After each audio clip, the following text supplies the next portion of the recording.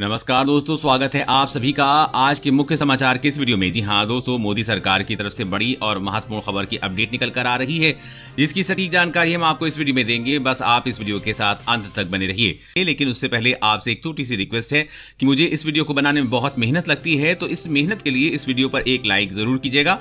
साथ ही वीडियो के नीचे दिए गए इस लाल बटन को दबाकर चैनल को सब्सक्राइब कीजिए और इस घंटी को भी दबाइए ताकि आपको दिन भर की बड़ी खबरों की जानकारी लगातार मिलती रहे। तो चलिए दोस्तों, एक एक करके सभी बड़ी खबरों के बारे में जान लेते हैं। तो दोस्तों, आज की पहली बड़ी खबर की अपडेट की बात करें तो बाइक चलाने से पहले जरूर जान लें, सरकार ने बदले दो पहिया वाहनों के नियम। केंद्र सरकार यातायात सुरक्षा को लेकर बेहतर करने पर काम कर रही है। यही कारण है कि कुछ नियमों में बदलाव भी किया जा रहा है। हाल ही में मंत्रालय की नई गाइडलाइन बाइक की सवारी करने वाले लोगों के लिए आई है। गाइडलाइन में कहा गया है कि बाइक के दोनों ओर ड्राइवर की सीट के पीछे हैंड होल्ड होंगे। इसका मकसद पीछे बैठने वाले लोगों की सेफ्टी करना है। फिलहाल अधिकतर बाइक्स में ये सुविधा नहीं है। इसके साथ ही बाइक के पीछे बैठने वाले के लिए दोनों तरफ पायदान अनिवार्य कर दिया गया है। साथ ही बाइक के पिछले पहिए की बाईं तरफ कम से कम आधा हिस्सा सुरक्षित तरीके से कवर होना चाहिए ताकि पीछे बैठने वालों के कपड़े पिछले पहिए में नहीं उलझें। परिवहन मंत्रालय ने बाइक में हल्का कंटेनर लगाने के लिए भी दिशा निर्देश जारी कर दिए हैं। अगर कंटेनर को पिछली सवारी के स्थान पर लगाया जाता है तो सिर्फ ड्राइवर को ही मंजूरी होगी, मतलब कोई दूसरा व्यक्ति उस बाइक पर नहीं बैठ सकता है। लोगों की सुरक्षा को ध्यान में रखते हुए सरकार ने ये नियम लागू किए हैं। और अगली बड़ी खबर की बात करें तो गाय के गोबर से बनी चिप आपके मोबाइल फोन को बनाएगी रेडिएशन फ्री। जी हां, राष्ट्रीय कामधेनु आयोग ने इस साल दिवाली पर कामधेनु दिवाली अभियान मनाने का अभियान शुरू किया है। इस अभियान के जरिए दिवाली महोत्सव के दौरान गाय के गोबर से बने प्रोडक्ट्स को बढ़ावा दिया जाएगा। इस साल दिवाली उत्सव के लिए गोबर से बने दिए, मोमबत्तियां, धूप, अगरबत्ती, शुभ लाभ हवन सामग्री, भगवान गणेश और देवी लक्ष्मी की मूर्तियों को बनाने का काम पहले ही शुरू किया जा चुका है। राष्ट्रीय कामधेनु आयोग ने गाय के गोबर से बना एक चिप लॉन्च किया है। आयोग की ओर से जानकारी दी गई है कि इस चिप से मोबाइल हैंडसेट का रेडिएशन काफी हद तक कम हो जाता है।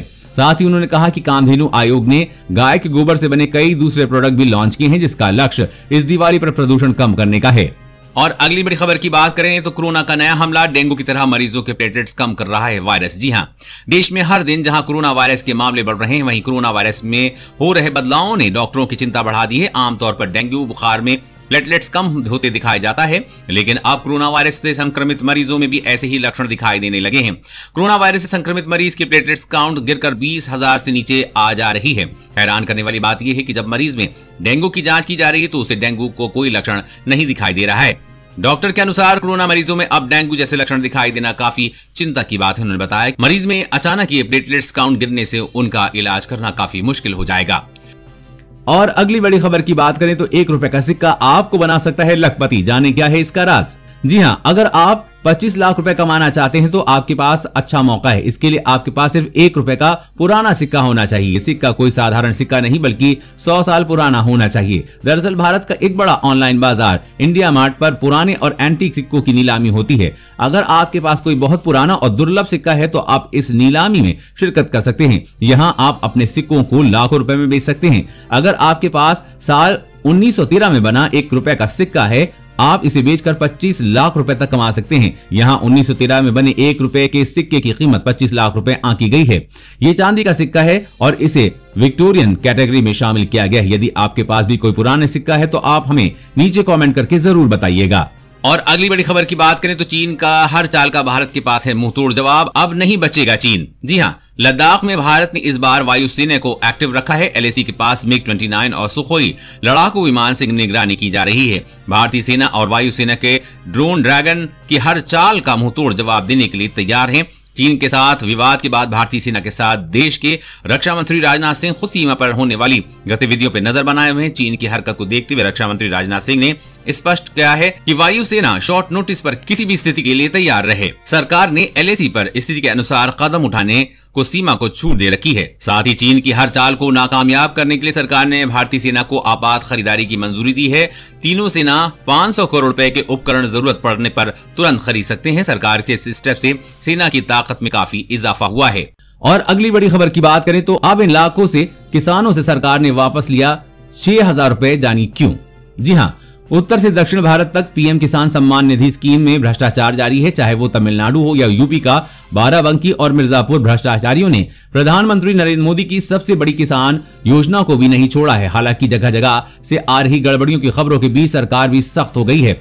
जिन लोगों ने गलत तरीके से पैसा ले लिया है उन्हें वो रकम वापस करने को कहा जाएगा। ऐसा नहीं किया तो सरकारी पैसे की रिकवरी के लिए कृषि विभाग FIR दर्ज करवाएगा।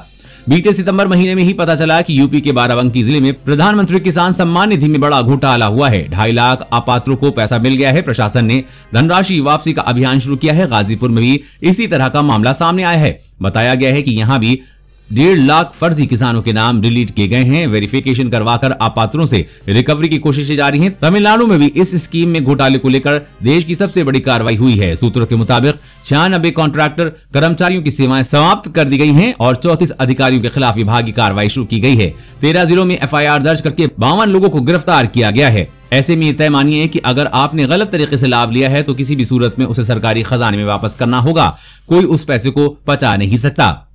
और अगली बड़ी खबर की बात करें तो उत्तर प्रदेश की सरकारी नौकरियों में बड़े बदलाव की तैयारी। शुरुआती 5 वर्ष परमानेंट नहीं होंगे कर्मी। जी हां, उत्तर प्रदेश सरकार सरकारी नौकरी भर्ती प्रक्रिया में बड़ा बदलाव करने पर विचार कर रही है। यूपी में सरकारी नौकरी की शुरुआत में 5 वर्ष की संविदा यानी कि कॉन्ट्रैक्ट से होगी। अगर यूपी सरकार भर्ती प्रक्रिया में बदलाव करने का फैसला करती है तो सरकारी नौकरी की शुरुआत में पहले कॉन्ट्रैक्ट पर नियुक्ति की जाएगी। 5 साल के प्रोबेशन के बाद सरकारी नौकरी पक्की होगी।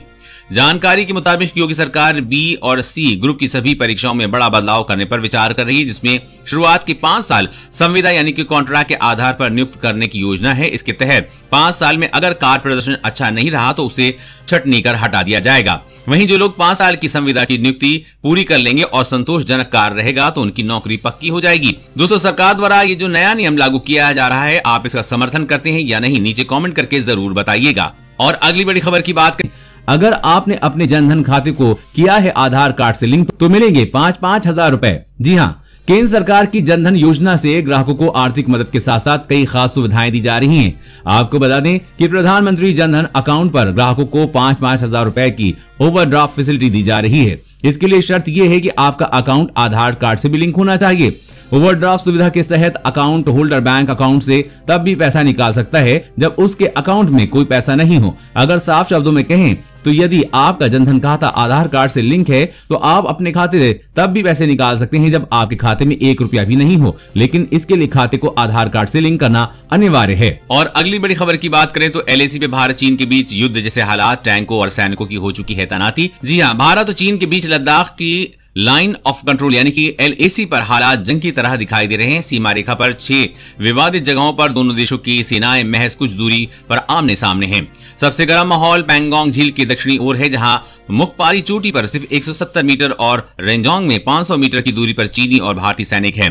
दोनों तरफ की सेनाओं ने LAC के पास टैंक, मशीन गन और आधुनिक हथियारों का जमावड़ा कर लिया है और एयरफोर्स की ताकत भी बढ़ाई जा रही है। चीन सीमा पर 6 ऐसे मुख्य विवादित बिंदु हैं जहां दोनों सेनाएं ठीक आमने सामने हैं। साथ ही आपको बता दें कि इसके पहले भारत और चीन ने सीमा पर तनाव कम करने के लिए 5 सूत्री खाके पर सहमति जताई थी। दोनों देशों ने स्वीकार किया था कि सीमा पर मौजूदा स्थिति किसी भी पक्ष के हित में नहीं है, लेकिन इसके बाद भी चीन लगातार सीमा पर सैनिकों, टैंकों और आधुनिक हथियारों की संख्या बढ़ा रहा है, जिसे देखते हुए भारत भी अपनी स्थिति को मजबूत कर रहा है ताकि चीन की किसी भी हरकत का जवाब दिया जा सके।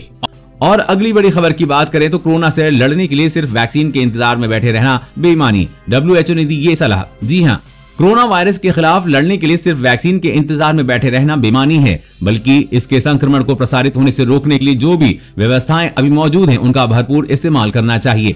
WHO के महानिदेशक ने कहा कि दुनिया भर में कोरोना संक्रमण के मामले बढ़ रहे हैं और सभी देशों को अभी सतर्क रहने की जरूरत है। कोविड-19 वायरस अब भी फैल रहा है और कई लोगों को इसकी चपेट में आने का संदेह है। ऐसी स्थिति में सिर्फ वैक्सीन के इंतजार में बैठा नहीं जा सकता। मौजूदा स्वास्थ्य व्यवस्था का इस्तेमाल करके लोगों की जिंदगियां बचाना जरूरी है। उन्होंने कहा कि इसके लिए सबसे पहले बड़े जलसे पर प्रतिबंध लगना चाहिए। दुनिया भर में कोरोना संक्रमण के मामलों की तेजी से बढ़ने के पीछे बड़े जलसे ही जिम्मेदार हैं।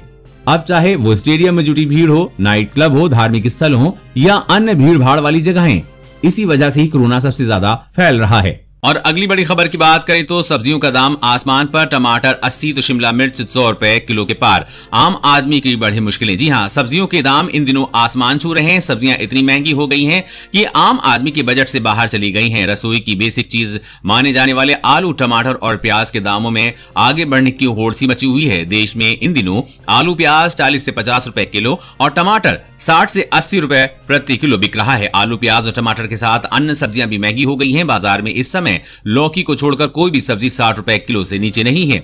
लौकी के दाम 40 रुपए किलो हैं। शिमला मिर्च और टिंडा 100 रुपए किलो पर पहुंच गए हैं और मटर 200 रुपए से 250 रुपए किलो, फूल गोभी 150 रुपए किलो के आसपास बिक रही है, जिससे आम आदमी की मुश्किलें लगातार बढ़ रही हैं।